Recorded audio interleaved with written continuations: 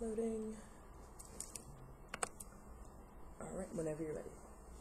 My name is Mike Weber, and this is my persuasive speech. It is fascinating to me that every 4 years, for a 2-week period, almost everyone in the world is doing the same exact activity. Whether it's in a bar, a living room, a street side, or crowded around the only TV that works in a village, people are watching the greatest competition of mankind, also known as the Summer Olympics.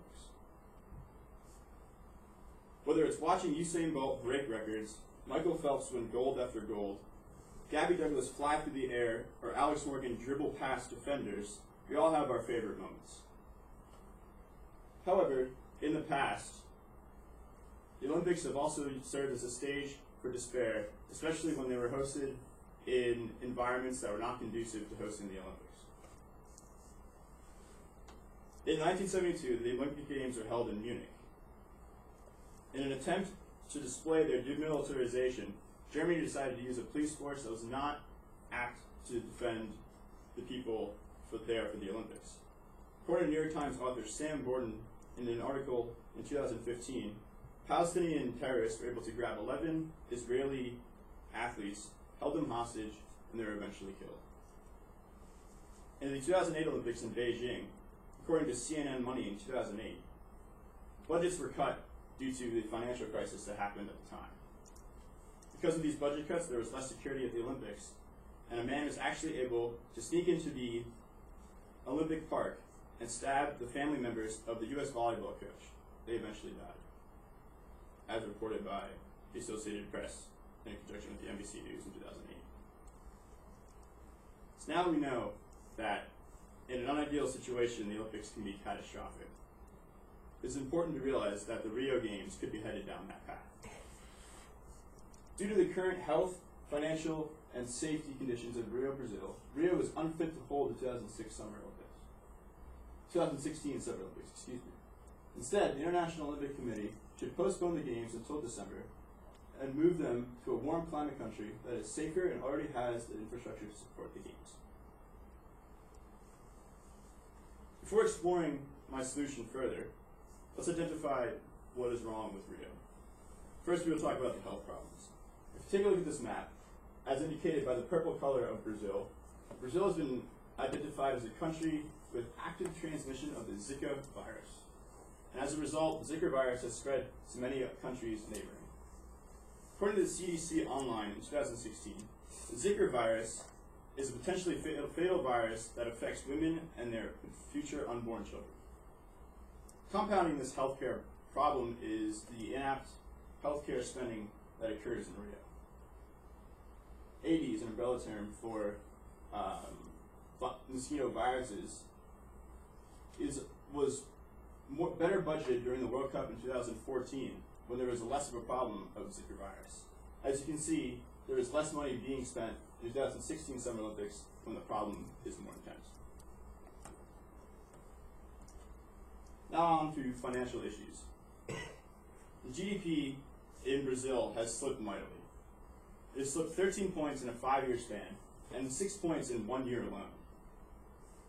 These financial struggles have led to budget cuts across the state, especially in public transportation.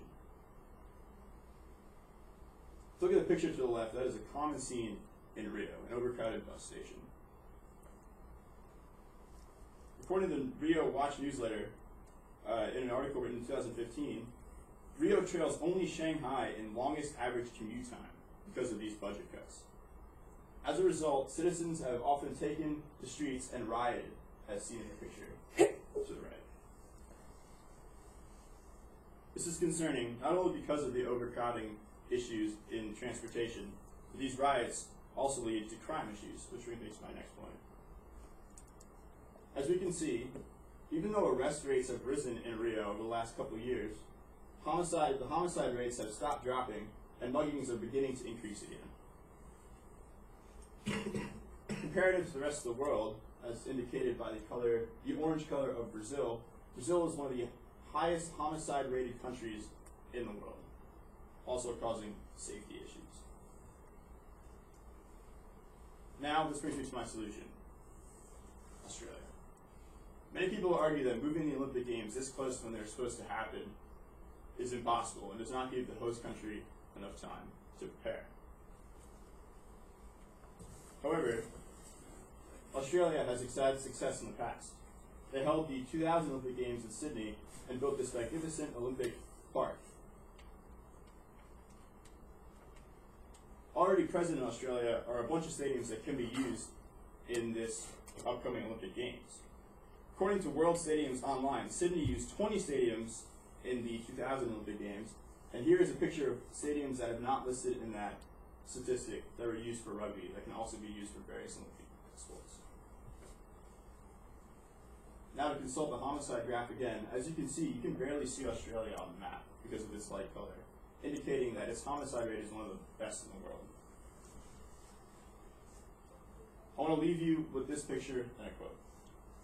Pictured here is Asim Qureshi, a Pakistani professional tennis player, with Rohan Bopanna, an Indian professional player. They are doubles partners. They address and defy political upheaval just by playing a sport together. When asked in an article written by the International Olympic Committee Online in 2016 about what sport has done for Bopanna, who was also an Olympian, he responded with, "Sport has given me much knowledge that I now will pass to youngsters and show them the right direction," which indicates how important it is for these Olympics to occur and to occur without incident in a country that has good health and good safety. The Olympics is more than just a sports competition. Thank you. Thank you very much.